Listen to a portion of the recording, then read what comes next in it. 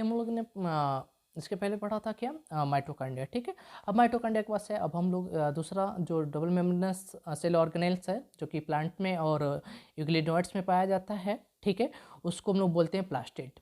ठीक है, तो उसको पढ़ना है, प्लास्टिड को पढ़ते हैं। देखिए, तो प्लास्टिड कहाँ कहाँ पाया जाता है, जितने भी प्लांट्स हैं, found in all plants and euglenoids. ठीक है, यूग्लिनोइड्स लाइक यूग्लिना। ठीक है, और क्या है, जब इनको हम लोग माइक्रोस्कोप में देखते हैं तो जनरली ये बड़े ही होते हैं, they are easily observed under the microscope, they are large, तो बड़े साइज के होते हैं, इसलिए आसानी से क्या हो जाता है, माइक्रोस्कोप में दिख जाते हैं, तो इनको स्टेन करने की ज़रूरत नहीं पड़ती। जैसे कि माइटोकॉन्ड्रिया को देखने के लिए हमें क्या करना पड़ता है, स्टेनिंग करनी पड़ती है। अब क्या है कि ये प्लास्टिड क्या होते हैं, कुछ पिगमेंट्स, स्पेसिफिक पिगमेंट्स इनमें होता है, तो उस पिगमेंट्स के बेसिस पे क्या उन प्लांट्स में है या नहीं है, तो और है तो किस टाइप का है, उसके बेसिस पे हम लोग प्लास्टिड को तीन क्या करते हैं, ग्रुप में डिवाइड करते हैं, क्लासिफाइड करते हैं तीन ग्रुप में। तो पहला क्या है, क्लोरोप्लास्ट, दूसरा क्या है, क्रोमोप्लास्ट। ठीक है, क्रोमो, ठीक है, क्रोमो मीन्स कलर्ड। ठीक है, क्लोरोप्लास्ट, ठीक है, तो ग्रीन पिगमेंट्स। ठीक है, और ल्यूकोप्लास्ट, ल्यूकोप्लास्ट का काम क्या है, इसमें कोई भी पिगमेंट्स नहीं पाया जाता, तो ये व्हाइट इन कलर होता है, और इसका काम क्या है आपका, फोटोसिंथेसिस करना। ठीक है, तो ल्यूकोप्लास्ट का काम क्या है, आपका काम है फूड स्टोरेज का। तो क्लोरोप्लास्ट का काम क्या है आपका, फोटोसिंथेसिस, खाना बनाने का काम है। क्रोमोप्लास्ट का क्या करता है, ये आपका कलर्ड प्रोवाइड करता है, जितने भी आप उनसे पल पेटल्स देखते हैं उनका जो कलर्ड होता है, और जो भी, ठीक है, जो फ्लावर्स होते हैं उनका कलर जो होता है वो किसकी वजह से होता है, क्रोमोप्लास्ट की वजह से ही होता है। ठीक है, तो वो क्या करते हैं, पॉलिनेशन में हेल्प करते हैं। और ल्यूकोप्लास्ट का काम क्या है, फूड स्टोरेज। अब कौन कौन सा फूड स्टोरेज करता है, तो उसके बेसिस पे हम लोग क्या करते हैं, इसको एमाइलोप्लास्ट, इलायोप्लास्ट, अगर वो क्या करता है, स्टोर करता है कार्बोहाइड्रेट को, तो उसे हम लोग एमाइलोप्लास्ट बोलते हैं। अगर फैट को स्टोर करता है तो उसको इलायोप्लास्ट, और प्रोटीन को तो प्रोटीनोप्लास्ट बोलते हैं। ठीक है, तो चलिए देखते हैं इसको। अब देखिए, हम लोग डिवाइड करते हैं based on the type of, किसके बेसिस पे इसको हम लोग, type of pigments. Plastid can be classified into three, chloroplast, second is chromoplast, third is leucoplast. अब देखिए, क्लोरोप्लास्ट के बारे में बात करते हैं पहले को। क्लोरोप्लास्ट में क्या होता है, क्लोरोफिल पाया जाता है और कैरोटीनॉइड पिगमेंट्स पाए जाते हैं, जो कि क्या करते हैं, आपके जो लाइट एनर्जी उसको ट्रैप करते हैं, और जो कि इसेंशियल होता है हमारे फोटोसिंथेसिस के लिए। चलिए एक बार देख लेते हैं।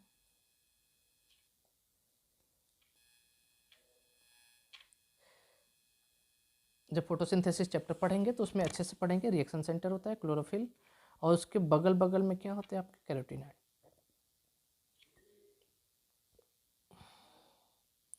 जो लाइट आता है पहले इनसे होते हुए ये क्या करते हैं, रिएक्शन सेंटर क्लोरोफिल और ये कैरोटीनॉइड्स, तो ये क्या करते हैं, स्पेसिफिक वेवलेंथ के लाइट को रिएक्शन सेंटर क्या करता है अपना, लाइट को लेगा। तो उसको हम लोग आगे डिटेल में फोटोसिंथेसिस में पढ़ेंगे, यहाँ नहीं पढ़ना है। तो ये क्या करते हैं, कैरोटीनॉइड्स हैं, और ये क्या है आपका क्लोरोफिल है। तो ये दोनों क्या करते हैं, सनलाइट को ट्रैप करते हैं, और इसको हम लोग ये क्या करते हैं, केमिकल एनर्जी में कन्वर्ट करते हैं, that is photosynthesis. Light energy को क्या करते हैं हम लोग, केमिकल एनर्जी में। फोटोसिंथेसिस क्या है, लाइट एनर्जी को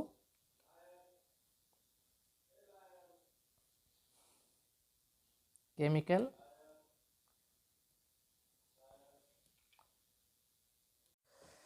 तो देखिए, फोटोसिंथेसिस में क्या होता है, लाइट एनर्जी को कन्वर्ट करते हैं केमिकल एनर्जी में, तो वहाँ पे क्या बनता है, ग्लूकोज का फॉर्मेशन होता है, किससे, CO2 प्लस H2O सनलाइट में। ठीक है, क्लोरोफिल। ठीक है, तो आपका क्या होता है, यहाँ पे फोटोसिंथेसिस का काम होता है, कहाँ पे, आपका फोटोसिंथेसिस का काम होता है क्लोरोप्लास्ट में। ठीक है, उसके साथ क्रोमोप्लास्ट दूसरा है। क्रोमोप्लास्ट जो है क्या होता है, इन क्रोमोप्लास्ट में फैट सॉल्युबल, याद रखिएगा, फैट सॉल्युबल कैरोटीनॉइड पिगमेंट पाए जाते हैं, like carotene, xanthophylls and other pigment, other also present. ठीक है, अदर पिगमेंट्स भी प्रेजेंट होते हैं इसमें। तो fat soluble carotenoid pigments like carotene and xanthophylls और भी प्रेजेंट होते हैं, जो कि क्या करते हैं, डिफरेंट कलर्स प्रोवाइड कराते हैं। They give a part of plant, gives the part of the plant yellow, कौन कौन सा, yellow, orange and red colour, कौन कौन सा, येलो, ऑरेंज और रेड। ठीक है, ये 3 कलर्स आपका प्रोवाइड करता है, किससे आता है, क्रोमोप्लास्ट से। ठीक है, अब इन्हीं के कॉम्बिनेशन से डिफरेंट डिफरेंट कलर्स क्या होते हैं, प्रोड्यूस होते हैं। नेक्स्ट है आपका द ल्यूकोप्लास्ट। ल्यूकोप्लास्ट क्या होता है, ल्यूकोप्लास्ट थर्ड है आपका ल्यूकोप्लास्ट। ल्यूकोप्लास्ट क्या होता है, कलरलेस प्लास्टिड होता है। इनका शेप क्या होता है, वेरी करता है, और साइज भी वेरी करेगा कि कितना फूड स्टोरेज किया है, कैसा किया है, कौन सा किया है, तो उसके बेसिस पे इसका शेप और साइज क्या होता है, चेंज होता है। तो फर्स्ट है एमाइलोप्लास्ट। एमाइलोप्लास्ट में क्या है आपका, एक स्टोर करता है कार्बोहाइड्रेट को, like starch, for example potato. Second है इलायोप्लास्ट, तो ये क्या स्टोर करता है, ऑयल्स एंड फैट को, ऑयल्स एंड फैट को। नेक्स्ट क्या है आपका प्रोटीनोप्लास्ट,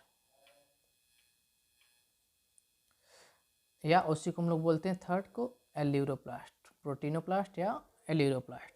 तो ये क्या करता है आपका, प्रोटीन स्टोर करता है। ठीक है, तो एक बार देख लेते हैं थोड़ा सा। देखिए प्लास्टिड 3 टाइप का, प्लास्टिड 3 टाइप का, क्लोरोप्लास्ट, क्लोरोप्लास्ट, क्रोमोप्लास्ट, और आपका क्या है, एल्यूर, आपका थर्ड इज ल्यूकोप्लास्ट, ल्यूकोप्लास्ट। तो देखिए इसका काम क्या है, फोटोसिंथेसिस, ये क्या करता है, कलर प्रोवाइड करता है, और ये क्या करता है, फूड स्टोरेज, फूड स्टोरेज का काम है। अब इस 3 टाइप का अभी हम लोगों ने पढ़ा है, चलिए इधर देखते हैं कौन कौन सा, एमाइलोप्लास्ट जो कि कार्बोहाइड्रेट को क्या करता है, अगर कार्बोहाइड्रेट को स्टोर करता है तो उसको हम लोग क्या बोलेंगे, एमाइलोप्लास्ट। ठीक है, इलायोप्लास्ट अगर वो ऑयल या फैट को क्या करता है, स्टोर करता है तो उसको हम लोग क्या बोलते हैं, इलायोप्लास्ट। और एल्यूरोप्लास्ट या प्रोटीनोप्लास्ट बोलते हैं, उसमें क्या होता है, प्रोटीन का स्टोरेज होता है। ठीक है, अब चलिए थोड़ा सा उसका स्ट्रक्चर देख लेते हैं, एक बार एनसीईआरटी को देख लेते हैं, फिर से स्ट्रक्चर देखते हैं हम लोग। तो ये यहाँ से क्वेश्चन आता है कि आपका स्टोरेज जो है, इलायोप्लास्ट क्या होता है, एल्यूरोप्लास्ट क्या होता है, और एमाइलोप्लास्ट क्या होता है। ठीक है, अब देखिए क्लोरोप्लास्ट के बारे में थोड़ा सा डिटेल में स्टडी करते हैं हम। तो जो हमारा मेजॉरिटी ऑफ द क्लोरोप्लास्ट होता है वो क्या होता है, ग्रीन प्लांट्स में पाया जाता है।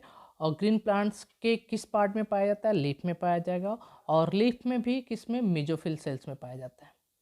ठीक है, majority of the chloroplast of green plants are found in mesophyll cell of the leaves, leaves के पत्तों के मेजोफिल सेल्स में पाया जाता है। ठीक है, हम लोग जब सबसे ऊपर क्यूटिकल्स होता है, उसके बाद से एपिडर्मिस होता है, उसके बाद से मेजोफिल सेल्स हैं। ठीक है, तो इस मेजोफिल सेल्स में क्या होते हैं, आपके क्लोरोप्लास्ट पाए जाते हैं। ठीक है, अब इनका जो शेप होता है क्लोरोप्लास्ट का हो सकता है, वो क्या हो सकता है, चेंज हो सकता है। दे आर लेंथ शेप्ड हो सकता है, ओवल शेप हो, यहाँ से क्वेश्चंस नहीं आता। ठीक है, कहाँ पाए जाएंगे, ये क्वेश्चन आ सकता है, मेजोफिल सेल्स में पाए जाते हैं। ठीक है, मेजर क्वेश्चन का स्टोरेज से आता है, उसका कहाँ, क्रोमोप्लास्ट क्या है वहाँ से आएगा, क्लोरोप्लास्ट क्या है, उसका फंक्शन क्या है, यहाँ से आता है। ठीक है, हो सकता है स्फेरिकल हो या डिस्क्वायर्ड हो या रिबन शेप का हो। ठीक है, ऑर्गेनल्स हैविंग वेरिएबल लेंथ, इसकी लेंथ भी क्या होती है, चेंज होती रहती है, वेरिएबल होती है। तो कितना होता है लेंथ इसका, 5 to 10 माइक्रोन या माइक्रोमीटर्स, और इसका विड्थ कितना, विड्थ होता है आपका 2 to 4 माइक्रोमीटर्स। ठीक है, अब ये क्या है, इनका नंबर भी अलग अलग प्लांट्स में, अलग अलग प्लांट सेल्स में क्या हो सकता है, अलग अलग हो सकता है एक हो, एक से ज़्यादा हो, 20 से 40 हो। ठीक है, तो देखिए एक सेल में the number varies as from 1 per cell, एक सेल में अगर एक ही है, एक ही क्लोरोप्लास्ट है, तो ऐसा कौन प्लांट्स है, क्लेमाइडोमोनास, ठीक है, जो कि एक ग्रीन एल्गा है, ठीक है। तो आपका क्लेमाइडोमोनास के एक सेल में एक ही क्या होता है, क्लोरोप्लास्ट होता है, जबकि जो आपका मेजोफिल सेल्स है, ठीक है, प्लांट्स के, हायर प्लांट्स के, उनमें क्या होता है, मेजोफिल सेल्स में 20 से 40, 20 to 40 पर सेल में पाया जाता है, ठीक है, पर सेल मेजोफिल के कितना पाया जाता है, 20 to 40।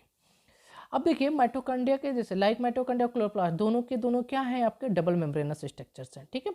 तो जो इनर, देखिए यहाँ पे inner chloroplast membrane is relatively less permeable, यहाँ पे भी एक क्वेश्चन देखिए, out of two the inner chloroplast membrane is relatively less permeable like, अब माइटोकॉन्ड्रिया में भी इनर जो मेम्ब्रेन होता है उसमें सबसे ज़्यादा प्रोटीन पाया जाता है, तो भी लेस परमिएबल होगा in comparison to outer membrane, ठीक है। यहाँ पे भी जो इनर क्लोरोप्लास्ट का मेम्ब्रेन है वो भी क्या होगा, लेस परमिएबल होगा, क्यों, क्योंकि यहाँ पे भी प्रोटीन क्या होता है, ज़्यादा पाया जाता है, ठीक है। अब देखिए इसमें जो इनर मेम्ब्रेन के थ्रू जो स्पेस कवर्ड किया जाएगा उसको हम लोग स्टोमा बोलते हैं, याद रखिएगा। क्लोरोप्लास्ट में क्या बोलते हैं, क्लोरोप्लास्ट में स्टोमा बोलते हैं। यहाँ पे एंजाइम्स होता है आपका कार्बोहाइड्रेट और प्रोटीन सिंथेसिस करने के लिए, ठीक है। जबकि माइटोकॉन्ड्रिया में जो इनर मेम्ब्रेन के थ्रू जो स्ट्रक्चर की ऑक्युपाइड किया जाता है, कवर्ड किया जाता है, उसको क्या बोलते हैं, मैट्रिक्स, याद रखिएगा। ये क्या है, मैट्रिक्स किस में, माइटोकॉन्ड्रिया में, स्टोमा किस में, क्लोरोप्लास्ट में, ठीक है। तो देखिए the space limited by the inner membrane of chloroplast is called stroma, ठीक है। A number of organised flattened membranous sac like structures are present in the stoma that is called thylakoids, जो कि हमारा कहाँ प्रेजेंट होता है, present in the stoma. अभी इसको देखते हैं, ठीक है।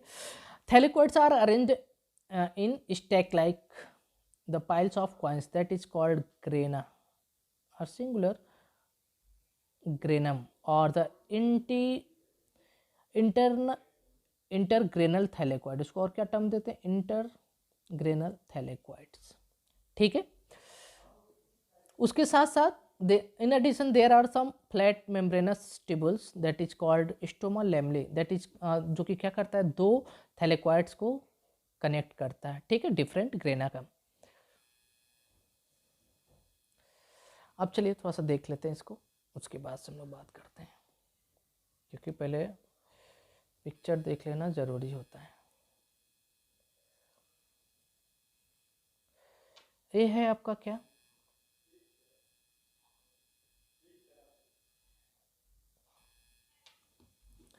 Outer membrane. देखिए इसमें इनर मेम्ब्रेन के थ्रू कवर्ड जो स्ट्रक्चर्स होगा,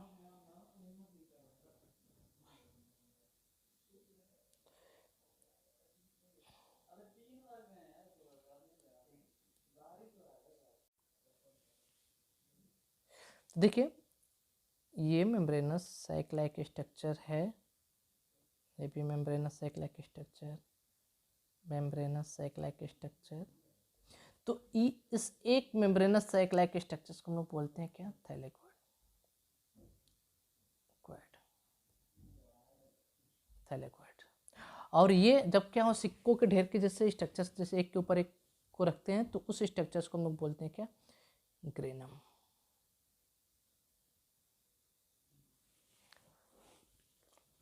और इनको ट्यूबुलर एक स्ट्रक्चर्स होता है जो कि एक ग्रेना को दूसरे ग्रेना से क्या करता है, ग्रेनम से जोड़ता है, उसको हम लोग क्या बोलते हैं, ठीक है, इंटर। तो देखिए ये जो इंटरलिंक कर रहा है, जोड़ रहा है एक थैलेक्वाइड एक ग्रेनम को दूसरे ग्रेनम से, मीन्स अब कनेक्शन से एक थैलेक्वाइड का दूसरे थैलेक्वाइड से, ठीक है। एक ग्रेनम हुआ आपका, ये दूसरा ग्रेनम हुआ, तो एक ग्रेनम को दूसरे ग्रेनम को जो इंटरलिंक करता है उसको क्या बोलते हैं, स्टोमा लेमिले, स्टोमा लेमिले इसको बोलते हैं।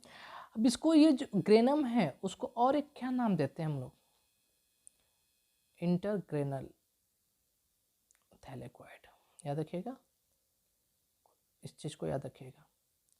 इंटरग्रेनल थैलेक्वाइड्स क्या है आपका, ग्रेनम है, जबकि जो जोड़ रहा है ठीक है, एक ग्रेनम को दूसरे ग्रेनम से, that is connection between two थैलेकॉइड्स, एक थैलेकॉइड से दूसरे थैलेकॉइड जो एक ग्रेनम का दूसरे ग्रेनम का है उसको जोड़ने वाला स्ट्रक्चर्स को हम लोग क्या बोलते हैं, स्टोमा लैमेले।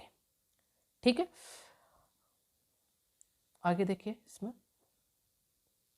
तो अभी तक हम स्टोमा के बारे में जान के, ठीक है, स्टोमा क्या होता है, थैलेकॉइड्स क्या होता है, ठीक है, थैलेकॉइड्स जो आपका पाइल्स लाइक कॉइन, जो हम लोग पाइल्स बनाते हैं कॉइन्स का, उसको हम लोग क्या बोलते हैं, grana, that is plural form, उसका सिंगुलर क्या होता है, ग्रेनम।